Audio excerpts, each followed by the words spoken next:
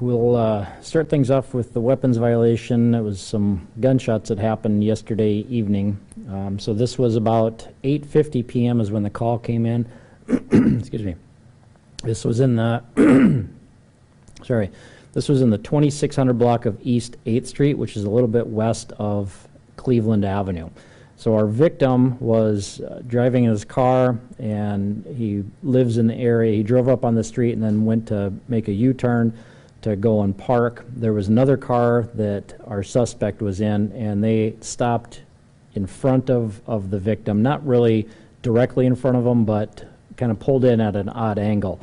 The victim, let me preface this by saying there was a apartment complex. One of the buildings there had some surveillance, and so they captured this whole incident, which was fantastic from an investigative standpoint to be able to have an exact play-by-play of what happened. But the victim initially gets out of his car a little bit. The suspect gets out of the back seat, the driver's side of the suspect vehicle, and the suspect points a gun at the victim. The victim had a gun. He gets back into his car, and then the suspect begins firing.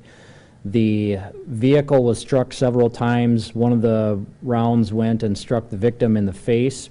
At some point, the vehicle the victim was in started going backwards. I guess I don't know if he drove it on purpose or if it started going back on its own. There's kind of a like a ditch or a small detention pond there, and that's where it ended up. After the gunshots happened, the suspect got back into the car and then took off. We believe there was about 11 shots that were fired by the suspect. I think the victim was only struck one time, but his vehicle was struck several times after that. So the victim was taken to the hospital. Initially, he was able to talk a little bit, but the injuries were described as non-life-threatening injuries, but he is still in the hospital. I believe he's still in intensive care. About 10:15 p.m., the suspect showed up at the law enforcement center and turned himself in. A little bit different situation. I mean, normally we don't have suspects that are turning themselves in, but obviously it led to a quick conclusion in this case. We had detectives that consulted with the state's attorney's office and determined that aggravated assault was the appropriate charge, so he was arrested just on the one count of aggravated assault. And as we continue through this investigation, there's always a chance that that charge could be amended or changed at some time in the future. And I'll give you the suspect's name.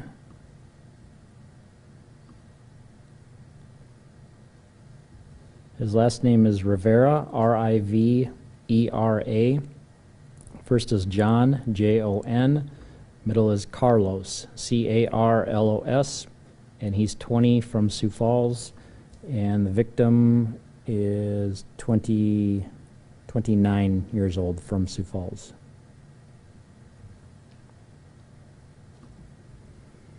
Do you know, like, did somebody explain, do they know each other, or is there something that happened before that caused this visit?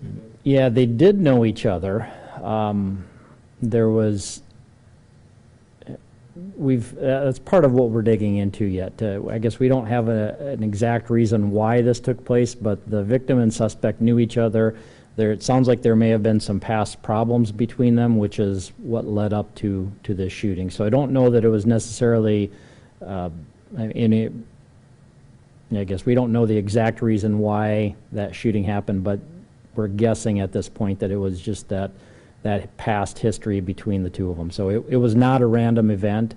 The suspect, the people that were in the car with the suspect were looking for the victim, and they found him at that place on East 8th Street. You said the victim was armed too? The victim did have a gun as well, yeah. But he didn't fire any shots? That's one of the things we're working on trying to determine. And you said that the suspect was in the back of that car, so somebody else was driving, so there's at least one other person. Yes. People going to be investigated for there? Well, we're still working on trying to find names of everybody else that was there. So, and there's certainly a possibility there's other people that were involved in that, but the main incident, we've been able to identify the suspect from that, and we're still continuing this investigation. So there's more work to be done yet, and certainly there's always a chance that there could be other charges, but Really what we're trying to do is just piece together exactly what happened. Hopefully we'll be able to figure out what led up to the shooting, if there was something more immediate than what we've heard of some time in the past. Anything else on that? Okay. Not much else on the log. The other aggravated, excuse me, the other aggravated assaults, we had a domestic strangulation case. Somebody was threatened with a knife, and another person was kicked. No serious injuries from those. The arson, that was yesterday morning. Somebody found I guess the outside of an apartment building had been set on fire. There's no suspects with that. Doesn't sound like there was a whole lot of damage, but we're still investigating that. The assault, those are domestics. Disorderlies, had a couple of trespassings, and one of involved juvenile. The family offense was a report. The fraud was ID thefts. Larcenies, nothing big from there. There's a few unlocked cars, a couple of shopliftings. No big quantities of drugs on the narcotics. The sex offenses are all reports. Nothing big from the other simple assaults. There's 2 unattended deaths. Both of those were just reports, nothing suspicious with those. And the vandalisms, we had a couple of cars that were damaged, and then a window to a building was damaged.